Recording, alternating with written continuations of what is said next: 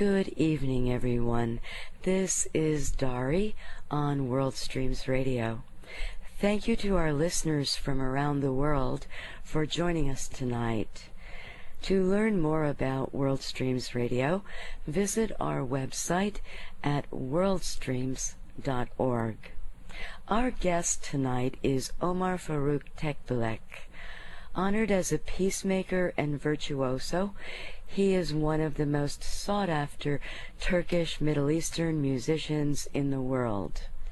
He is a rare artist who transcends political obstacles while maintaining traditional sensibilities in a way that very few artists can manage. He is a virtuoso on several instruments. Omar Faruk's music is rooted in tradition, but it has also been influenced by contemporary sounds. He views his approach as cosmic, and his commitment to music runs very deep.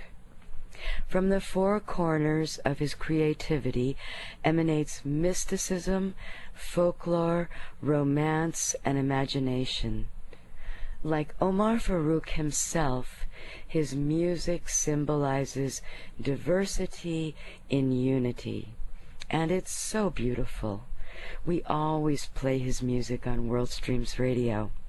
Hi there, Saeed. I'm very much looking forward to the program tonight. Good evening, Dari. It's a pleasure. And tonight, I am looking forward to a very exciting program. And I'd like to welcome our guest here tonight, Omar Faruk Tekbilek. We've been looking forward to this show for a long time. Hello there, Omar. How are you? Hello, Saeed and Ari. I am fine, thank you. Nice to hear your voice. It's a pleasure to hear you also, and it was very nice to hear that nai, that instrument that you just played. We played for the introduction. What a beautiful instrument. Let me ask you this question. Beyond everything that we hear, all the music, you have been credited for being one of the pioneers that have actually looked into allowing mutual discovery of all the different cultures between East and West, the Eastern heritage and the Western heritage, therefore mutual respect. How does one achieve this beautiful stand?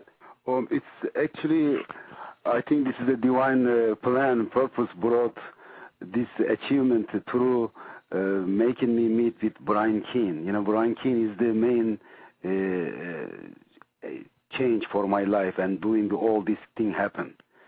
Because even though most credit is me because I played all the instruments, but the way we shape the music and make it available to all the world people's listeners' ear to pleasant, it's the Brian Keane. Even you hear that beautiful name, but there is a little subtle orchestration behind it, very not too complicated, but simple. Even though it's a simple, it just adds the different taste. So I am just lucky having Brian Keane in my life and creating all this beautiful thing.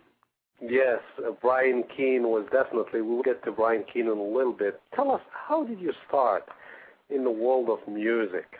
As a Muslim who grew up in a Turkish neighborhood, how did you grow up getting acquiring this gift? I was lucky again, even when I was born with two brothers ahead of me. I had as a guide for me, because both of them were musicians. It started in my family with our generation, though. Before us, there was no musician. So I saw an older brother plays the flute and bağlama, which is the plug instrument. And my guru, younger one, is my guru, actually. He is still professional musician. And we did one Elif CD together, and he plays so many instruments also. But so he was guided me. I learned influence from him, first of all. Then when I was 11, 12 years old, our distant relative called me. He had a music store that he heard that I am playing flute, because not too many people play that ney kind of flute. It is open blown end, so everybody plays bağlama. So he called me and says, "Why you play flute? Why don't you come and help me in this music store also?" just play with us too, because he was making some concerts around that, playing around. He has a band, so he wanted me to play in his group also. It's also called the kaval, right? Yes, kaval is a endless, the blown, like a ney, blown, open-ended instrument also. That's why it was very easy for me later on to switch, also to start to play the ney. It's like a piccolo flute. It's very famous in that area at that time. Also the arabesque music was very famous, which this kaval was Turkish addition to that kind of music. It was very popular, but not too many people could play that. So I was attracted to my teacher. Then it was my luck started. A very beautiful foundation for me. So Omar, you almost became an imam, right? Yes, yeah. Actually, I became though. Yeah. Yes, you did. Because the religious school, after elementary school, my father put me to religious school. He wanted me to be priest. I wanted to, of course, too. So, but I went. It was 7 years. On 4 years, become imam, and 7 years become preacher also. Then from there, it goes the high. But I quit 6. Even though I quit school, but I never quit studying, of course. That's what I always mention this. I quit school not because that I wasn't satisfied, but I felt that music contains everything in my life. Meditation is there, be in touch with you. That's why my approach to music is very spiritual, almost like religious for me. Yeah, when people talk about Omar Faruk Tekbilek, what comes to mind is a beautiful rhythmic expression, very genuine, something that really comes from the heart, something that blends the traditional with the contemporary. You are a virtuoso who blends music with the soul. How did you acquire this taste? Was it through training, or was it that you just had a heart for this all along? I think all of them.